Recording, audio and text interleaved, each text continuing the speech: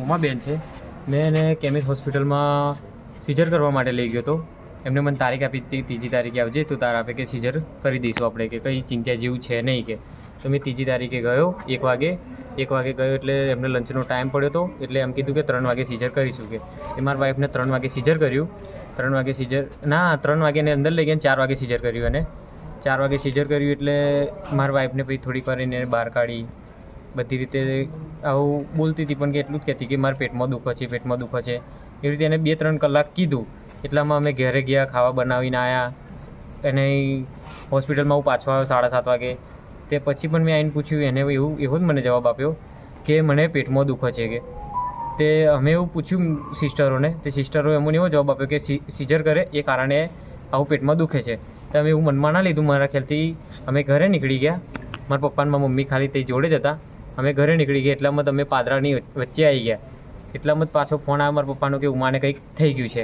તો કંઈક થઈ ગયું એટલામાં જ કે મેં ડૉક્ટરો ભાગ દોડ કરવા મળ્યા. એમનેથી અંદર ના રાગાયો તો જીવન જ્યોતમાં લઈ ગયા. જીવન જ્યોતમાં પણ કલાક ઉપર રાખી પણ એમાં પણ ના મેર આવ્યો. તેથી એમને જ્યુપિટર હોસ્પિટલમાં ખસેડવામાં આવ્યા.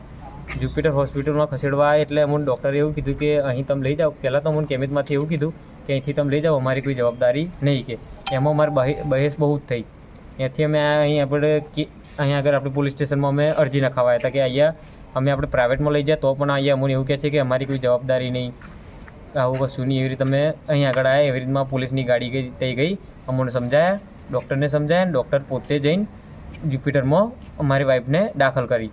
આજે 3 તારીખની મારી વાઈફ ત્યાં જ્યુપિટરમાં દાખલ હતી. આજે 36 દિવસ થયા. આજે 36મા દિવસે એનું મૃત્યુ પામ્યું છે. કોઈ વાત નહીં, કોઈ ચીત નહીં, આપણી જોડે બોલે નહીં, આપણે કંઈ માણસ નહીં ઓળખે, કશું જ નહીં. આ ડૉક્ટર એમ કહેવા માગે છે કે કંઈ મારો અંદર ગુનો જ નહીં.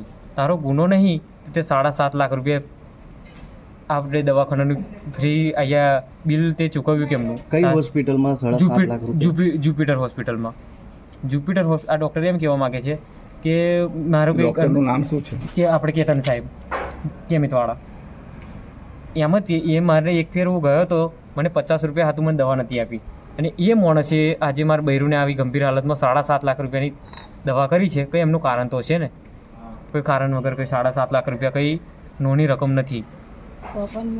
ખાલી હું મારી એમ જ કહેવા માગું, કદાચ જો આ જવાબ હું આપીશ અને આ જવાબ મને એવો પાછા આપશે કે મેં મદદ કરી છે, તો હું એમ કહી દઈશ કે તમારા 7.5 લાખ રૂપિયા પાછા આપું, 25 લાખ રૂપિયા લો, મારી વાઈફ મને ઊભી કરી આપો. હું ગમે તે પણ કરતી લાવી આલું, ગમે તે કરતી તમે રોકડા પૈસા 25 લાખ કરી આલું, મારી વાઈફ મને ઊભી કરી આપો. તમારી શું માંગ છે? મારી એક જ માંગ છે કે આજે જે આ વસ્તુ મારી જોડે થયું છે, કાલે એ વસ્તુ કોઈ બીજાની જોડે ના થવું જોઈએ. અને આજે મારા નાના છોકરા છે. જો તો મારો એને સિઝર કર્યા પછી મારો છોકરો છે, હજુ એને માનું ધાવણ પણ નથી નહીં જોયું. 36 દિવસ. હા, એને 36 દિવસ થયા. જેને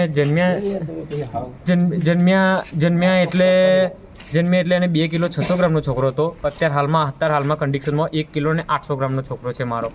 એટલે હજુ આટલું બૈરુંને પણ મારું આવું થઈ ગયું છે. હજુ છોકરા પર પણ આટલી ગંભીર હાલત છે. આવું આ બધી હાલતની કોઈ કોણ જવાબદારી લે? તમારું નામ? મારું નામ વિક્રમ, ઉમાબેનનો પતિ.